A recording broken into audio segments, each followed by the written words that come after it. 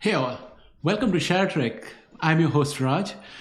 After Chairman Powell's speech, we are all probably thinking the same thing. Are we going to have a recession or stagflation? What the hell is stagflation? How long has recession lasted in the past? And how soon do we recover? What happened in the last stagflation and how soon did we recover? What are the best instruments for each situation? Can we achieve that through ETFs? Well, I'm happy to say that I have been doing my homework on exactly these questions, and today I'm going to share it with you, all the findings that I've had in a two-part video series. This is the first part of that video. That said, well, let's get started.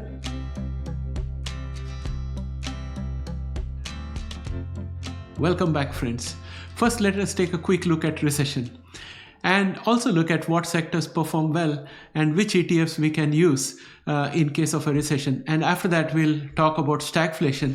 And I have a separate video that I'm working on in which I'm going to give you a whole lot of choices in terms of ETFs to use for defensive situation in both case of recession as well as stagflation. That is part 2.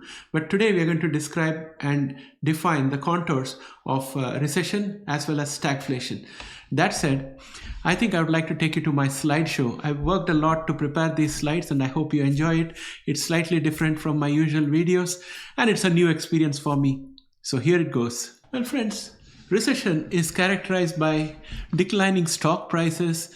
During recession, investors anticipate lower corporate earnings due to reduced consumer spending, higher unemployment, and slowing economic activity.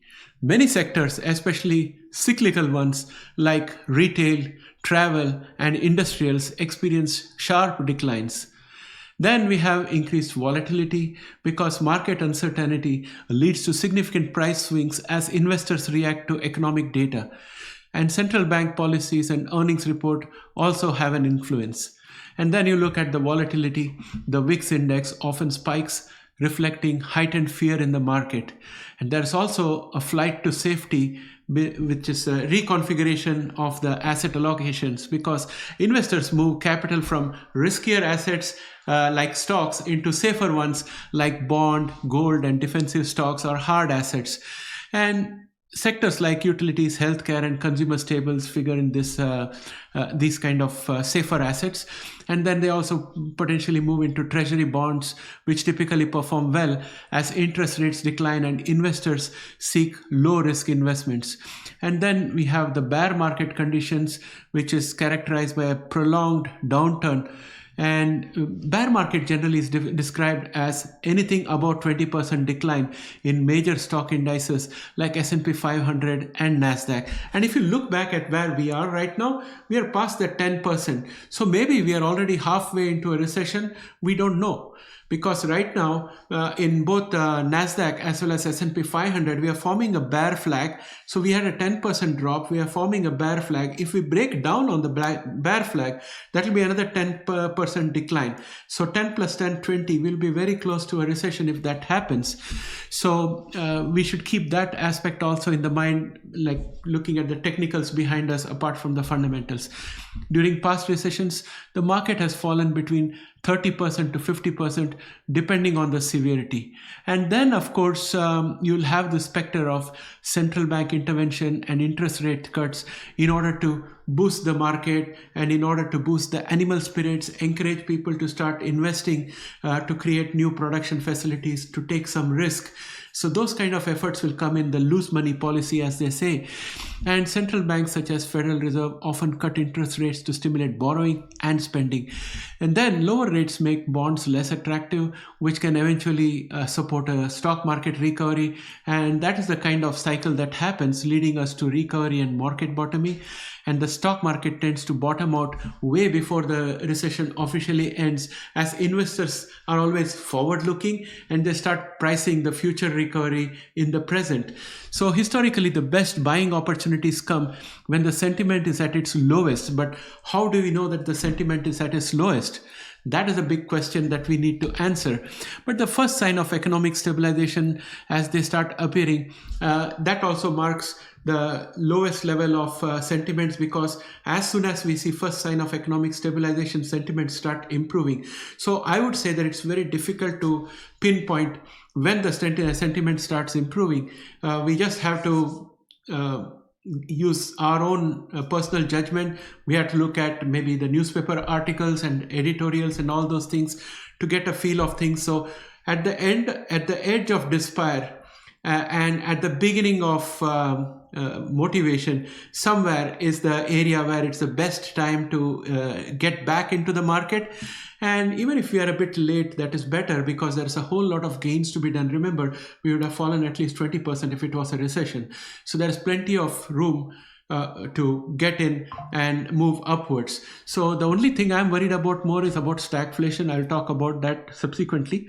But let us look at the cyclical sectors like tech, consumer discretionary, and industrials. These are the ones that get hardest hit due to reduced demand. And then there are defensive sectors like healthcare, utilities, and consumer staples, which outperform as they provide essential goods and services. Now, when you look at utilities and healthcare, you should keep in mind that there is this Maslow's theory of hierarchy, which says that all fundamental basic needs like physical safety, food, and clothing, these are all essentials, and shelter. All the basic things are essentials and they will always be in demand. But as we keep moving up and making it more fancy and more luxurious and more discretionary, those things should be out. What do I mean by that? For example, in healthcare, right? Don't imagine that CRISPR Therapeutics is going to do well because it's in healthcare sector and we have a recession. Look at companies like Pfizer, look at companies like J&J, look at companies like Merck. Those are the one in healthcare that will do. Look at hospitals. They will do well in the healthcare sector during recession, because those are all companies which have got money and they're also addressing the physical need of relief from diseases or something which is very urgent for the people. But if you are looking at hospitals which specialize in cosmetic surgery or things like that, which are not essential, they are all elective, then those will definitely suffer during a recession. So keep that aspect in mind. For example, in utilities, right, the companies which are providing electricity to households so that they can have the lights on, they can do their washer, dryer, and dishwasher and watch their TV at home. Those things, those utility companies will do very well. But the utility companies which are supplying to big industries which are losing demand because they are in discretionary sector, those utility companies may not do as well. So keep those kind of things in mind. That's what I would caution. And I would say that in case of financial sector, the financial sector can struggle initially, because as soon as recession comes, there are a lot of companies that are going to fold. There will be layoffs and there will be reduction in production. And as a result of it, the funds flow of various weak companies will start struggling, and that will reflect on the bank's loan portfolio, and the risk of loan default is going to make the bank stocks go down. But subsequently, as the central bank starts cutting interest rates and the animal spirits return, financials will be the first one to start bouncing back. So with that said, let's take a look at some recent recessions and understand its contours. We are now talking about 2002 dot-com burst or recession. It was basically caused by speculative tech bubble burst followed by 9/11 attacks and corporate scandals. So it was a confluence of events that came together and created a problem. You'll remember Enron and WorldCom. The lesson to learn here is that tech stocks with unproven business models crashed hard, while defensive sectors outperformed. Our genomics investors should pay special interest and attention and be careful about genomic companies which are without monetized products. Because if you look at how the 2002 dot-com burst happened and the recession happened, you'll see that the market impact was that the S&P 500 fell almost 49%, peak to trough, from March 2002 to October 2002. And then NASDAQ also fell 78%. The worst hit index was NASDAQ because of its tech-heavy nature. And the Dow Jones fell around 38%. And over that period, I think companies in the Dow Jones were among the least affected in comparison to how Nasdaq fell and how S&P 500 fell. And also Dow Jones was a much broader index. And then when it comes to the time to recovery, I would say that S&P 500 didn't recover fully until somewhere around 2007. So that gives you a time frame of 5 to 7 years. If you start from 2000, it is 7 years. If you start from 2002, it's around 5 years. So that's the amount of time that it took. And then global financial crisis, or GFC, of 2008. And it was caused by housing bubble burst, and key memorable events there include subprime mortgage collapse and the Lehman Brothers bankruptcy. And the market impact was can be characterized by saying that the S&P 500 dropped around 57% from October 2007 until March 2009, as you can see here on the screen. And Nasdaq fell approximately 56%, but fared slightly better than it did during the dot-com burst, when it had fallen even more. And then Dow Jones fell 54%. That was almost at par with S&P 500, so it didn't do as good as it did in the previous recession.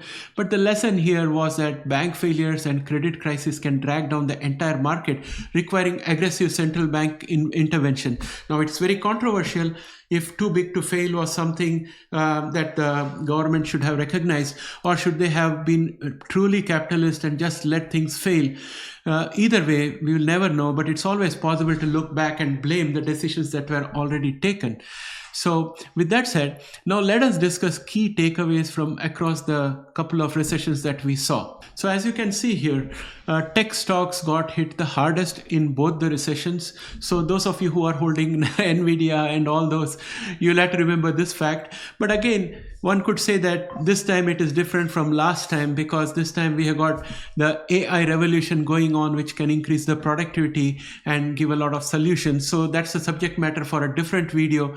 But right now, the lessons from the previous recession is that tech sector is quite dangerous during recessions. And S&P 500 usually falls around 30 to 50%, but recovers within 3 to 5 years after major crisis. And Dow Jones is more stable, but sees more than 30% decline during recessions. And also bear markets often end before recession officially begins, because investors are forward looking, and when they see the rate cuts and all coming in, immediately they decide, yes, now the markets are going to improve, the demand is going to improve, employment is going to go up, we are on the upward cycle, let us put our money into all the great tech stocks and ride it on the way back up. So they take money out of the defensive sector and put that into the technology sector, and then it starts going up. So that's what we have seen in the past, and that's what is likely to happen in the future. And aggressive monetary and fiscal policies determine the speed of recovery. Again, here you could always argue this time it is not like the past, this time it is different, because the US government is trying to cut all the costs, and it's got this DOGE going on to reduce the federal government workforce and everything. But remember, Donald Trump has been pushing the Federal Reserve to reduce the interest rates, and that's another way of juicing the market. So keep all these things at the back of your mind as we look at the scepter of a potential recession or a potential stagflation. Next, I would like to share with you what I found about sectoral performance during recessions. Technology stocks are most vulnerable because they are the kind of stocks which have high growth, and growth is the first casualty of any recession. So high growth companies suffers as investors flee riskier assets. And then if you look at the dot-com crash of 2002, tech stocks fell 70 to 80%. In 2008 crisis, tech fell 56% but recovered quickly post 2009. In the 2020 COVID crash, tech fell 30%, but work from home trends like Zoom, Microsoft, Amazon led to a quick rebound.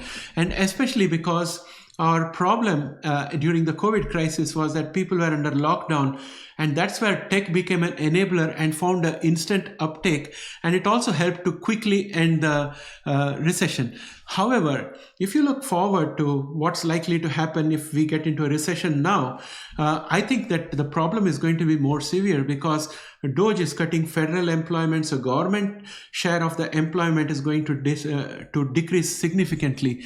That leaves us with the private sector and the abundance of employees looking for jobs. And that's going to depress the wage market. And also people without jobs, there is going to be higher unemployment, and those people will run out of money to be able to buy stuff. So even if AI is going to be able to give higher productivity, I don't think that's going to be a solution. I think that it's high time that government started thinking about universal basic income or something like that to make sure that while this transition happens from a higher manpower kind of economy to more physical AI and logical AI based economy where we need very less people to run huge plants and there is higher productivity. I think the government has to step in, and I do not see that happening anywhere. So that's what is worrying me. But that said, the best time to buy tech is when interest rates start to decline after a recession. So if the Fed starts cutting rates, that's a good sign for people to get into tech stocks. But I would wait a little while to see that employment and other things start improving. Now, having said that, I would like to look at the consumer discretionary sector, which is basically consisting of retail, auto, travel, and entertainment. This also includes companies like Amazon, Tesla, McDonald's, Disney, Ford. Basically, people cut back on non-essential spending in recessions. And I'm including Tesla out here in consumer discretionary because Tesla, I'm considering it to be an auto company. I'm not considering it to be an AI and robotics company at this point of time because their main income is right now coming from the sale of EVs.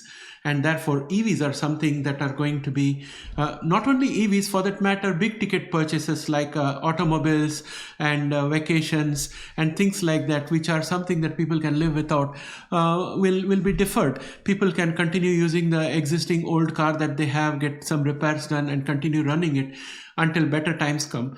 So by that token itself, Tesla is going to be like any other auto company like Ford or Hyundai or anybody. They are going to lose the business. And then I'm looking at the fact that people cut back on non-essential spending in recessions. If you look at 2008 crisis, at that time, consumer discretionary stocks fell approximately 50%.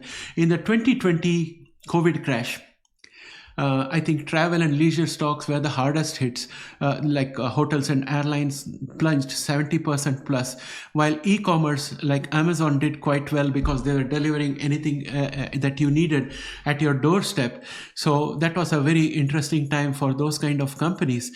And the best time to buy consumer discretionary companies is when the consumer confidence start improving. So you have to watch the Michigan Consumer Confidence Index and look at the economic data that comes out. The next category I want to talk about is financials, which consists of banks, insurance companies, real estate companies. This includes companies like JP Morgan, Bank of America, Goldman Sachs. Banks suffer in recessions due to loan defaults. They suffer at the beginning of the recession because loan defaults become a reality, and most of the investors holding banking stocks get worried that they'll have to take a huge haircut. So they start selling, and the process of selling itself starts reducing the cost, reducing the price of the stock, the bank stocks. In 2008 crisis, financial stocks dropped greater than 80%. In fact, Lehman Brothers collapsed. 2020 COVID crash saw banks falling 35 to 40% due to recession fears, but they recovered quickly as soon as government stimulus started coming in. Then in 2022, there were rate hikes. Higher rate boosted bank profits, but recession fears hit the sector. And the best time to buy financial stocks is when the Fed starts lowering interest rates after a crisis. And then let us look at industrials, which consists of manufacturing, constructions, airlines, and railroads. This includes companies like Boeing, Caterpillar, General Electric. Now, again, with Boeing, you have to remember that that company has had a lot of problems, lot of bad publicity, lot of bad luck in terms of their products failing in very high profile situations. So keep those things in mind. I'm talking about Boeing, Caterpillar, and General Electric as huge companies making big things, especially for the industrial sector. So that's why I'm giving you those examples. These are heavily dependent on business investment, like Boeing depends on airlines and governments to place orders on it, and it also their clients will give them orders when there is economic growth. When there is no economic growth due to recession, and companies are in a hold pattern where they are not committing any expenses, these industrial companies will struggle. Right now also, I think because of this tariff confusion, many companies are in a hold pattern, and therefore I suspect that industrials are going to suffer in the very short term if the tariff crisis is not resolved, because new capital goods orders will get postponed. In the 2008 crisis, industrials fell more than 60% as businesses cut spending. In the 2020 crash, airlines like Delta and United collapsed almost 70% in their stock price due to travel bans. 2022 and 2023 infrastructure spending helped some industrials to come up. And I think the best times to buy industrial stocks is when economic recovery begins, often before a recession officially ends. It is a Goldilocks time when the hope is at the bottom and there are green shoots of opportunities or optimism just developing because the federal government has put some favorable fiscal policy, or the central bankers have cut interest rates. Something like that happens, and that's the time to get into this. So that said, now let us look at defensive sector for recession. Defensive sectors consist of recession-proof companies, or I would call them outperformers. These sectors provide essential goods or services, so they hold up better in downturns. And one of the prime sector is healthcare sector, which consists of pharma, biotech, medical devices, and also hospitals. I would give you example of companies like Johnson & Johnson, Pfizer, United Health, but I wouldn't talk about CRISPR Therapeutics or Beam out here. Maybe Illumina, but it will be an outlier. But the kind of companies that will do very well out here are those which give healthcare for critical situation, like someone having diabetes, they continue to need their insulin. Someone having a heart trouble, they continue to need their heart medication. If somebody has a heart attack, they need the hospital to take care of them. If somebody has got permanent healthcare needs and they need regular hospital visitation to sustain their life, those kind of things will continue. However, things like cosmetic surgery and all, as I mentioned before, those things will not do very well. So keep that in mind, because people need healthcare regardless of economic conditions. In 2008 crisis, healthcare stocks fell only 30%. That was better than S&P 500's 57% decline. In the 2020 COVID crash, healthcare dropped around 20%, but quickly rebounded due to vaccine development by Pfizer and Moderna. However, even there were many sectors of the healthcare that did not do very well, because if you recollect, many elective surgeries were postponed. So the facilities which were doing those kind of surgeries were converted to take care of COVID patients. So there was that kind of a distortion out there. But companies like Pfizer and Moderna, which were supplying vaccines, they did very well. 2022 to 2023, we have seen the healthcare sector going strong due to aging populations and government healthcare spending. But that thing is going to change if DOGE manages to knock out Medicare, and if it takes out Social Security, then we can expect that also to distort what may happen in the future if we take what has happened in the past as a guide. Now, what is the best time to buy healthcare sector? I think it can be bought anytime, as it performs well in all conditions.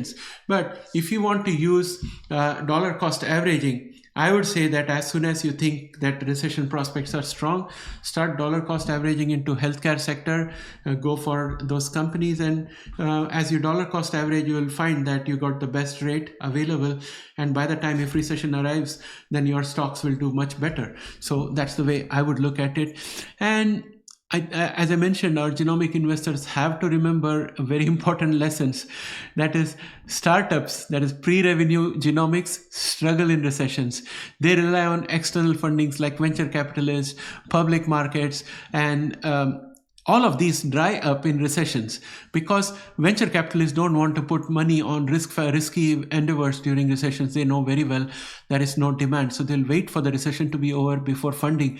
So if you're a genomic company without a monetized product will be having a high cash burn, and without approved products they continuously spend on R&D without generating income, which will lead to potential equity dilution. And that equity dilution, if it succeeds, will happen at very cheap rates, so too many shares will be issued to raise the kind of funding that is needed. So man, it's not a good place to be in. So I would say that all our genomic stocks are in for a rough riding if we get into a recession. And also the rising interest rate creates a tightening credit environment where borrowing becomes expensive, making it harder for speculative companies to survive, which is what we are going through right now. So unless the rates get cut, there'll be investor aversion, risk aversion, and investors shift from high risk, high reward biotech players to safer cash generating companies, which is what is making our genomic company stocks to languish quite a bit at this point of time. The best biotech for recession would essentially be big pharma, established biotech like Pfizer, Merck, Amgen, Regeneron. I'm just throwing some names of some big companies that would do potentially very well. Also, biotech with approved therapies will do well, like Vertex, Gilead, and Biogen. And healthcare ETFs with profitable biotech exposure like XLV and IBB may probably do well. Now, the question is, who are the people that struggle, or who are the companies that struggle? I would say pre-revenue like CRISPR Therapeutics and genomic startups like Beam, Verve, Intellia, Editas, early stage drug developers with no commercial products. These are the ones that will suffer. Now let's look at the next category out here, which is consumer staples, food, beverage, household goods. These are all included in consumer staples. And companies like Procter & Gamble, Coca-Cola, and Walmart come to mind. People keep buying essentials. Now, I would like to make a distinction out here. When you look at things like toothpaste, soap, and groceries, these are essential. But then you'll say, Raj, in Walmart, you have everything. In Costco, you have everything. You have all the essentials like toothpaste, soap, groceries, shampoo, milk, eggs, these kind of things. But you also have patio furniture, you got appliances, you got car tires, and you got jewelry, you got computers, you got air conditioners. Well, I would say that Walmart and Costco would have a dynamic approach when it comes to recession. They may not be having consignment of those kind of high value goods which are discretionary, and they would shift their focus to more of staples and come up with deals for people to tide over the recession. So I would definitely think that Walmart and Costco can give some protection because people keep buying essentials in recessions. And 2008 crisis saw consumer staples dropped only 25% versus 57% for the S&P 500. And in 2020 COVID crash, staples barely fell, and grocery retailers like Walmart and Costco outperformed. And the best time to buy is before recession, which is now, as it holds value very well. If you recollect, in my portfolio, I had both Walmart and Costco, and I sold them at the peak. And now I have started buying back into Walmart. I have not yet bought Costco.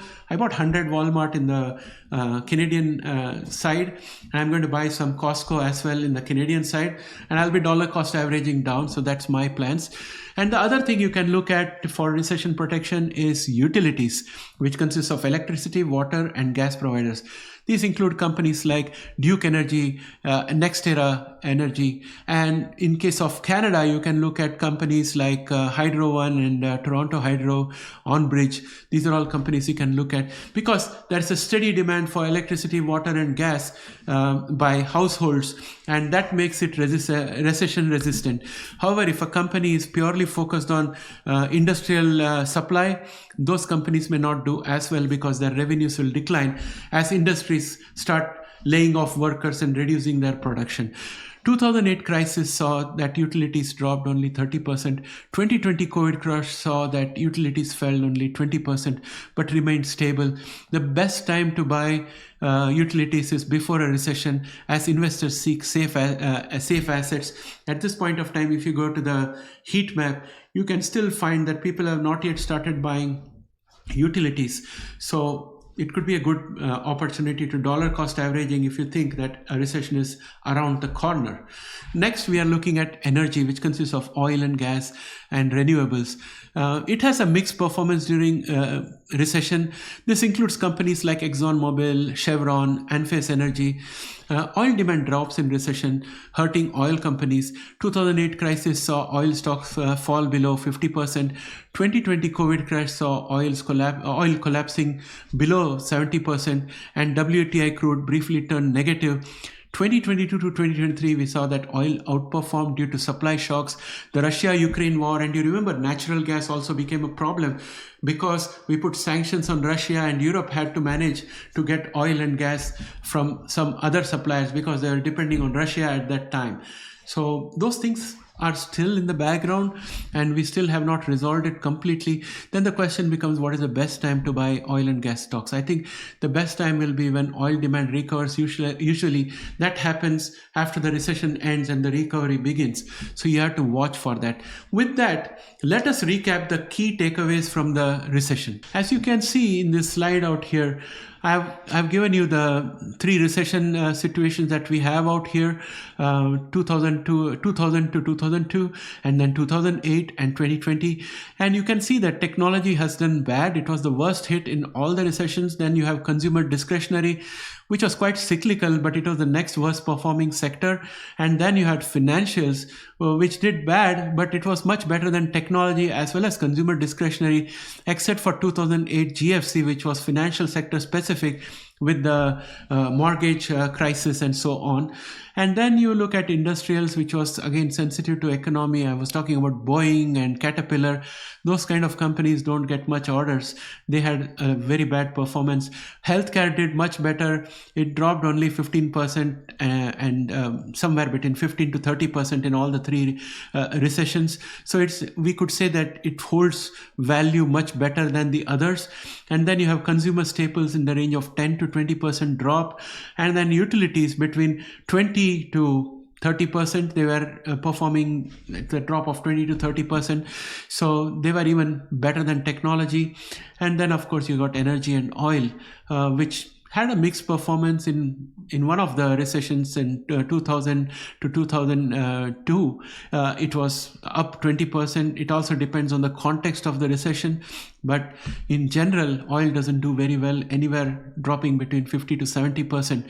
So that's what I have gathered from everything that I have seen so far. Now that we have checked out recession, let's take a look at stagflation. Our first question should be, what is stagflation? Stagflation is characterized by high inflation with economic stagnation or slow growth. So inflation and stagnation put together becomes stagflation. So commodities do well. Hard commodities like gold and precious metal store value. Energy, metal, and agricultural products that meet basic needs perform well. Select consumer staples perform much better. And if you move away from US and into Euro and other less affected areas, you would be able to do well, assuming that recession is localized to United States. If recession gets localized to US and Canada, then you can look at sectors outside of US and Canada for investment. So you could invest in European companies and Japanese companies, and that will kind of help you tide over while we are waiting for the recession to be over and the stagflation to be over. How do we know stagflation is arriving is the next question. CPI goes up, wage growth keeps going up, but GDP declines over multiple quarters with rising unemployment and falling industrial production.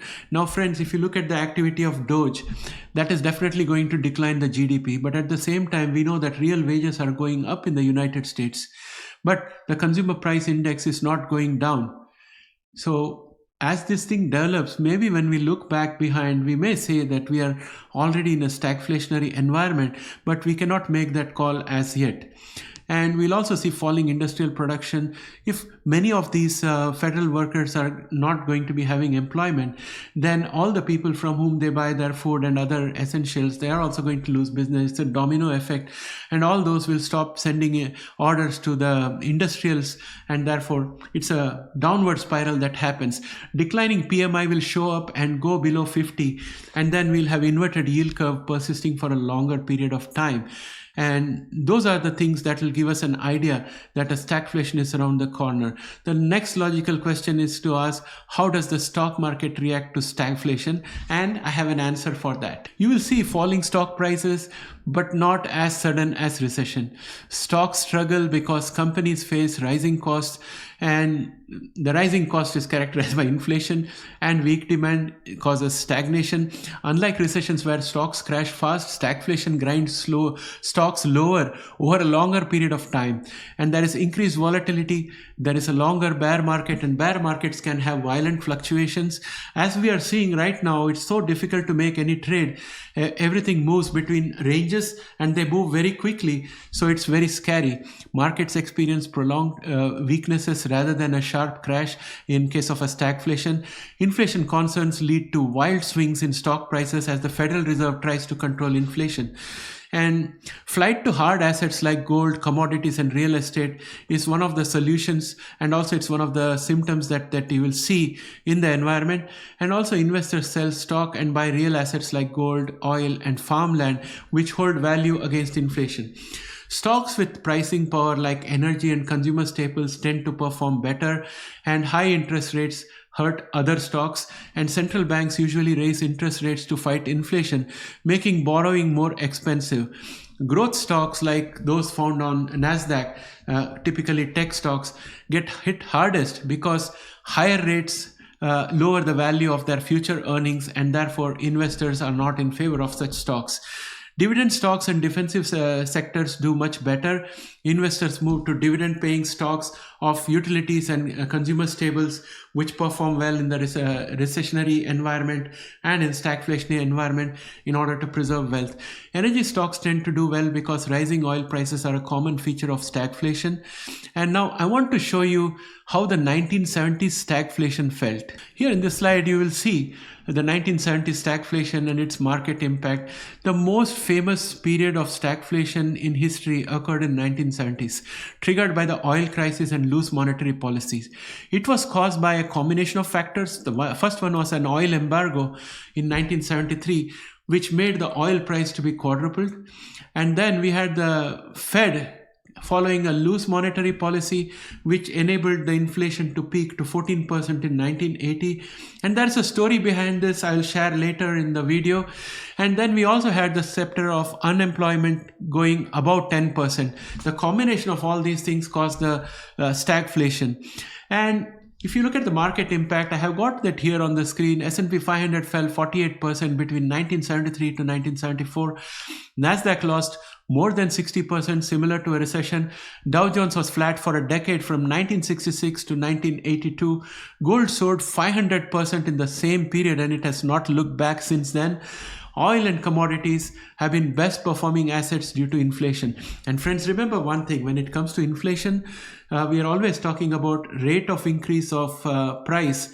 And if your price is already high and then your rate of increase is on top of it, then falling inflation doesn't mean that the price of the product is going to fall. It just means that the rate at which the price is going up has reduced.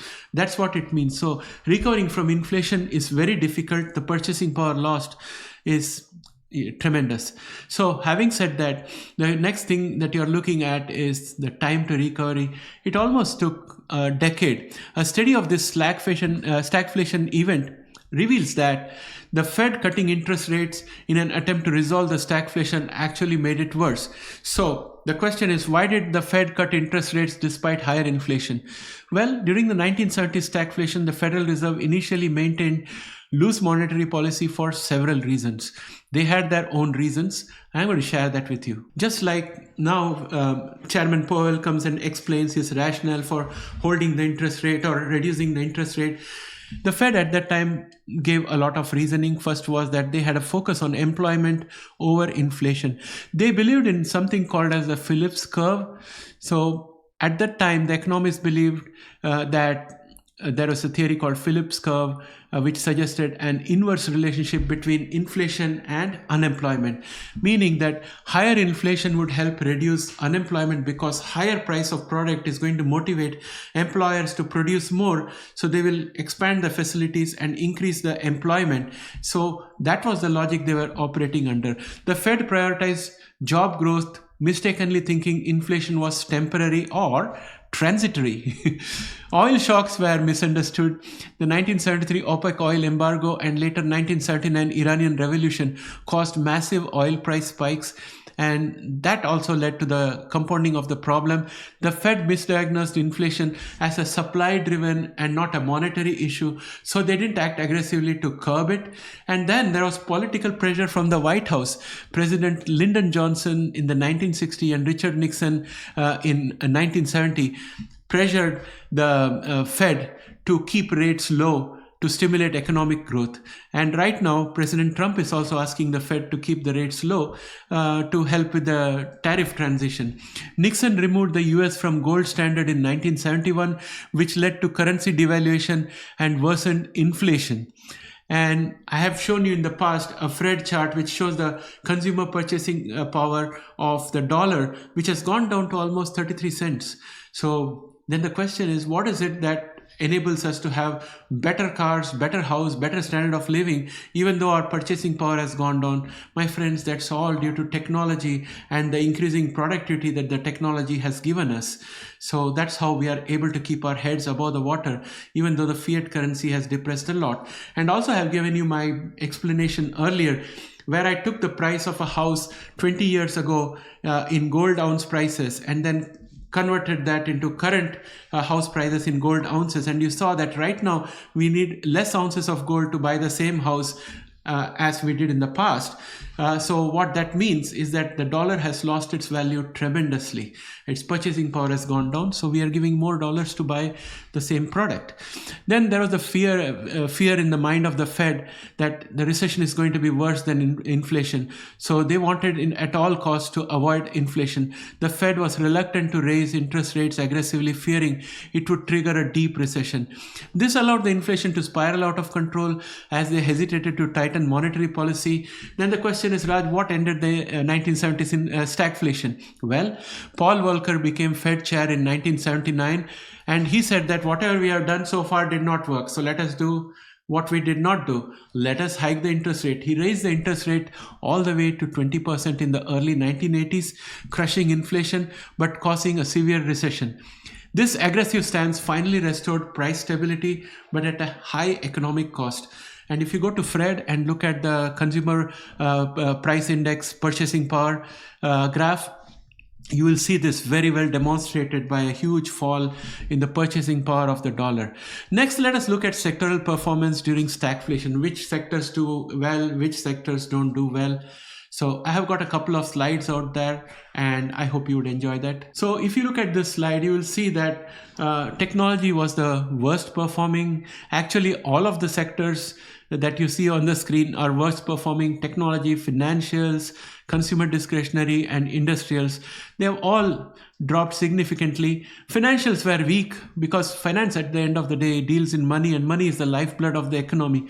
So they were among the better ones, but technology was definitely bad. Consumer discretionary was suffering horribly. And then of course the industrials. So this is what I have out here.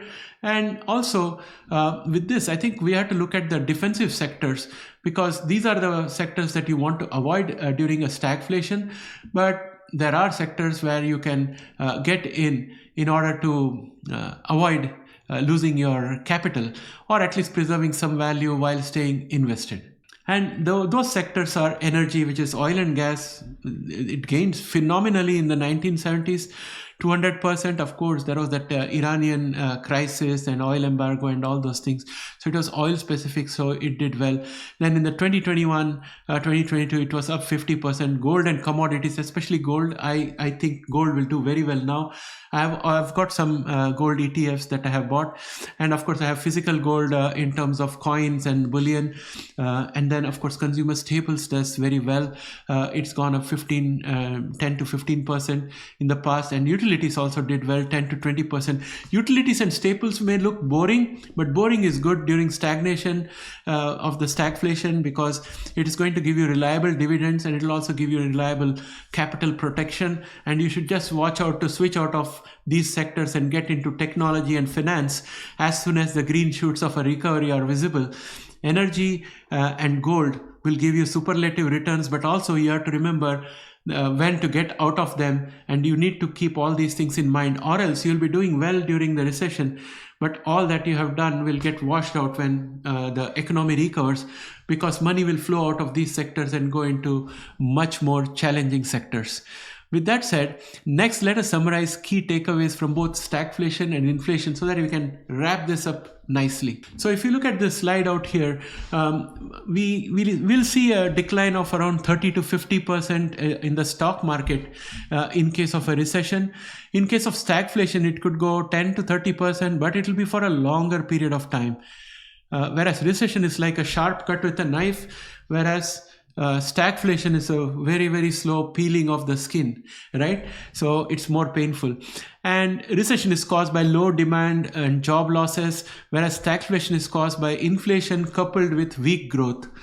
And that's a very painful situation, because on one end, if you reduce the interest rates, inflation will go up.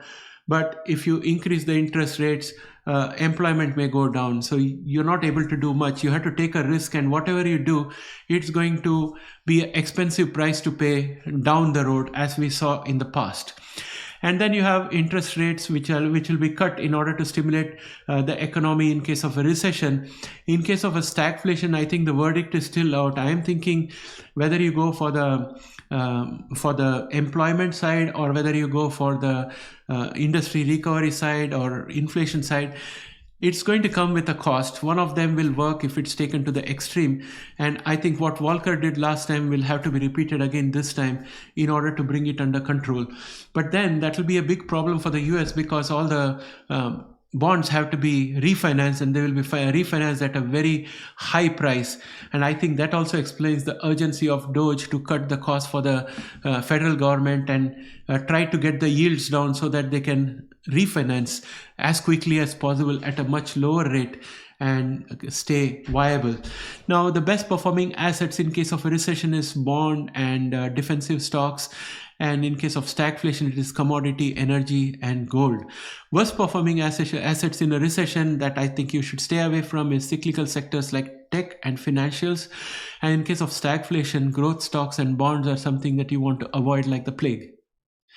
So that's kind of a summarizing of everything I have. I will reserve the ETF details for part 2. So I have a list of ETFs that will perform very well in case of a recession, and a list of ETFs that will perform well in case of stagflation. But my work is not complete. I'm still identifying ETFs. I think I'll need a couple of days to finish that. And after that is done, I'll be able to give you the part 2 of this video and provide you information on specific ETF for each scenario.